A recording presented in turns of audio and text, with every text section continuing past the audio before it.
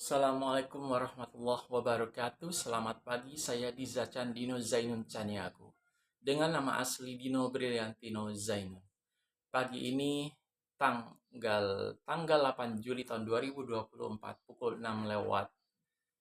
Saya akan sedikit merevisi sedikit tentang video sebelumnya, yaitu ikhlas dalam memberi. Filosofinya seperti apa sih? Jadi gambarannya adalah kita BAB. Nah, dari proses awal hingga proses akhir itu yang akan kita gambarkan. Seperti apa sih itu ikhlas? Nah, pertama adalah kebelet. Yang pertama, yaitu ada perasaan ingin mengeluarkan, ada perasaan ingin untuk memberi. Nah, seperti itulah dia. Karena kita sudah punya perasaan ada untuk memberi atau mengeluarkan. Kenapa? Karena kita punya rasa empati. Kalau kita nggak punya rasa empati, ya bingung kan? Kita BO, tapi kita punya rasa empati. Bukan itu maksudnya. Jadi ini gambarannya ya. Jadi jangan dilihat nanti kalau BO kita harus punya empati. Bukan itu maksud saya. Jadi maksud saya adalah karena pada saat kita ingin memberi, kita ingin mengeluarkan sesuatu, kita harus punya rasa empati karena kita punya simpati juga. Bukan itu ya, bukan operator ya simpati maksudnya. Jadi kita punya rasa empati, kita punya rasa simpati. Nah, kemudian setelah kebelet ya, ada perasaan kebelet, kita cari tempat, kita cari orang. Kita tahu nih, pertama keluarga dulu. Yang pertama yang diutamakan keluarga dulu, orang dekat dulu. Karena kalau kita ingin membantu, kita lihat orang terdekat, keluarga, udah gitu sahabat, teman, tetangga, dan yang lain semuanya. Seperti itulah dia. Karena kita tahu nih, oh dia butuh bantuan, dia butuh kita beri sesuatu. Seperti itulah dia. Nah, setelah kebelet kita cari tempat kan. Nah, tempatnya tadi udah tahu tuh orang-orangnya, apakah tempat panti asuhan atau apakah tempatnya seperti itu. Nah, orangnya juga kita udah tahu, udah pasti nih kita udah tahu. Cuma tiap tiap orang beda-beda. Ada yang pingin BO di tempat yang bersih, ada yang nggak peduli tempatnya bersih apa enggak, yang penting dia bisa BO aja. Gambarnya seperti itu. Jadi dia nggak pandang bulu, tapi ada yang pandang bulu. Jadi bulu siapa yang dipandang? Seperti itulah dia. Maaf, saya sedikit bercanda. Nah, setelah kebelet sudah kemudian dapat tempat, dapat orang, apa yang kita lakukan pada saat beol yaitu ngeden. Nah, itulah dia gambaran ikhlas. Jadi kita harus ngeden. Kenapa kok ngeden? Karena kalau nggak ngeden ya repot urusannya. Kita kan nggak tahu. Kenapa? Orang yang ngeden itu artinya dia tahu, oh ini besar nih yang akan saya berikan. Akan yang saya bantu ini besar. Dia butuh ngeden. Dia harus ngeden, bukan cuma butuh ngeden, dia harus ngeden. Karena kalau nggak ngeden, ya susah keluarnya. Nah, seperti itu. Artinya ngeden itu semaksimal mungkin dia lakukan. Gambarannya seperti itu. Semaksimal mungkin dia berikan. Seperti itulah gambarannya. Seperti halnya kayak cerita sahabat-sahabat Rasul. Walaupun mungkin nyawa taruhannya, kalau dia ingin memberikan sesuatu, gambarannya seperti ini. Jadi pada saat waktu habis apa ya, kalau nggak salah ceritanya tentang peperangan atau apa gitu. Pada saat memberikan air kepada si Fulan pertama, kemudian dia bilang dia lebih membutuhkan. Nah, dikasihlah ke si Fulan kedua. Kemudian dibilang dia lebih membutuhkan. Kemudian berikutnya sampai akhirnya ternyata hampir semua, kalau nggak salah semua itu meninggal. Nah, sepertilah ikhlas dalam memberi. Jadi pada saat kita ikhlas, kita nggak peduli apakah mungkin nyawa taruhan. Itulah inti tertinggi ikhlas. Nyawa taruhannya.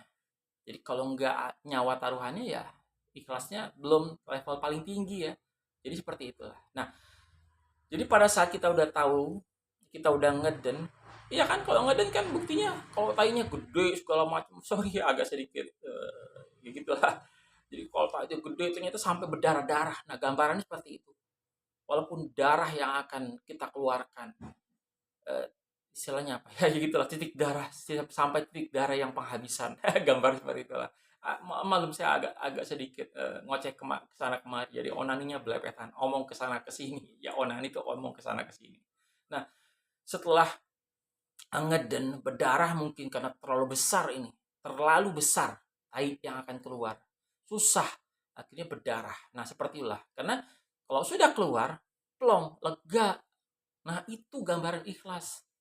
Udah ngeden semaksimal mungkin, lalu lega.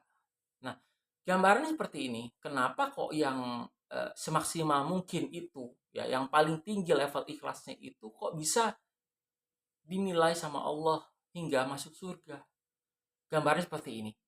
Kalau kita orang miskin punya duit 100.000 dengan orang kaya yang punya duit taruhlah 1 triliun.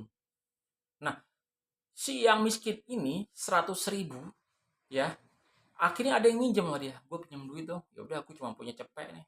Cuma segini-gininya duit gue. Bukannya bohong, tapi memang apa adanya ya, bukan ada apanya. Nah, orang yang miskin ini ya udah, nih lu pakai deh.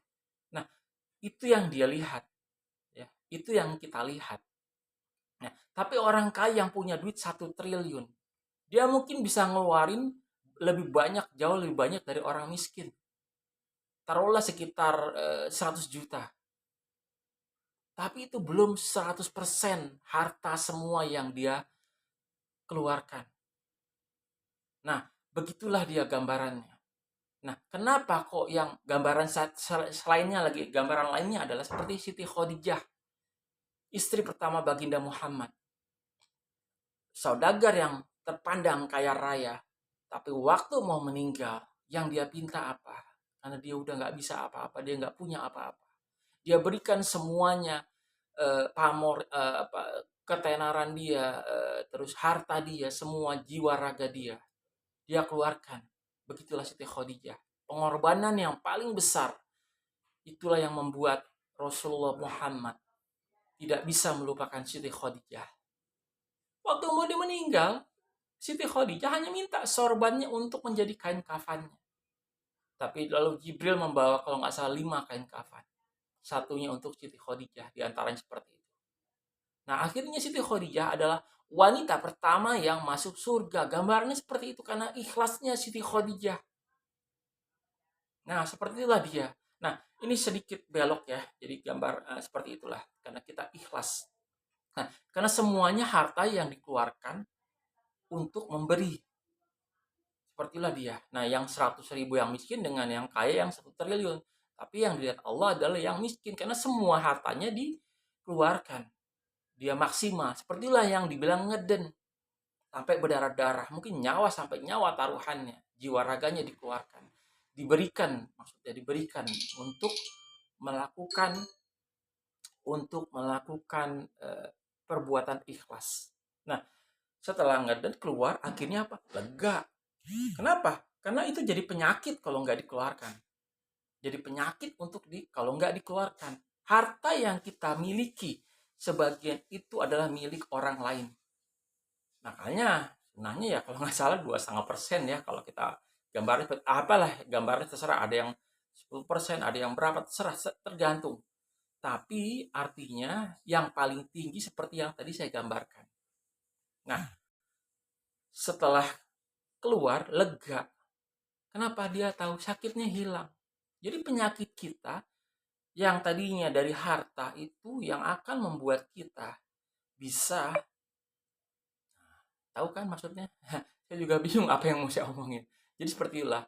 Jadi setelah keluar, lega, plong. Nah, kemudian apa? Udah keluar nih semuanya, lega, lalu kita siram. Tapi kalau saya nggak saya siram, saya coba ya. Bukan saya coba, mungkin saya sampai sekarang pun saya masih bisa melakukan. Saya cium dulu. Saya ingin tahu, saya masih bisa cium nggak baunya. Alhamdulillah saya belajar bagaimana untuk mengendalikan panca indera saya. Penciuman saya bisa saya kendalikan. Sampai jarak 1 jengkal, 2 jengkal, taruhlah 1-2 jengkal dari sumber itu tai, saya cium, tapi saya nggak mencium baunya. Nah, sepertilah dia. Ini sedikit pelajaran untuk brain motion bagi yang mempelajari brain motion. Nah, sampai nggak kecium baunya. Jadi saya tahu nih, saya udah lihat, tapi saya cium. Oh, udah nggak kecium. Ya udah, berarti saya udah nggak ngelihat lagi dari mata saya, dari penciuman saya yang saya berikan, yang saya keluarkan. Lalu setelah udah cium, kayak saya udah lihat nih, saya masih bisa ngelihat. Akhirnya apa? Saya siram itu tai supaya nggak ada yang tahu. Ya kan, kayak gitu kan, namanya ikhlas. Jadi kita sudah melakukan perbuatan untuk memberi atau mengeluarkan, membantu, Supaya orang nggak ada yang tahu, kita siram itu tainya. Nah, setelah kita siram, kan nggak ada yang tahu, ya kan? Bahkan kalau perlu, kalau bekasnya itu masih bau, kita semprot itu WC-nya supaya nggak ketahuan baunya. Nah, gambarannya seperti itulah ikhlas dalam memberi. Nah, jadi orang yang ikhlas, konsekuensinya adalah surga yang paling tinggi. Jadi adalah surga. Gambarannya seperti itu. Kalau kita ikhlas dalam memberi atau mengeluarkan sesuatu, adalah surga ganjarannya. Nah, sepertilah dia. Jadi gambarnya gila, nggak usah bingung-bingung ya. Jadi saya sedikit ngoceh ke sini, ngoceh ke sana, tapi yang penting intinya kita tahu inti dari ikhlas, filosofi ikhlas dalam memberi. Bagaikan kita BAB. Mulai proses pertama hingga proses terakhir. Nah, seperti itulah dia. Jadi, kenapa saya bilang kok ikhlas ini yang harus kita lakukan? Selama kita ikhlas, selama kita bisa ikhlas, selama kita dapat berbuat ikhlas, artinya kita mengobati yang namanya penyakit hati, yaitu sombong, ria atau pamer, ujub atau bangga, benci, dusta, suuzon, dendam, apalagi kalau nggak salah ada 9 atau mungkin lebih. Nah, jadi kalau orang yang ingin punya penyakit hatinya sembuh, kalian harus bisa berbuat ikhlas. Nah, itulah ganjaran bagi mereka-mereka yang ikhlas, yaitu surga. Nah, ini maksud tujuan saya. Kenapa saya bilang, ya mungkin bukan revisi sedikit ya, tapi ya mungkin dirubah revisinya. Oke, ini video pertama. Nanti saya akan buat video berikutnya. Terima kasih. Assalamualaikum warahmatullahi wabarakatuh.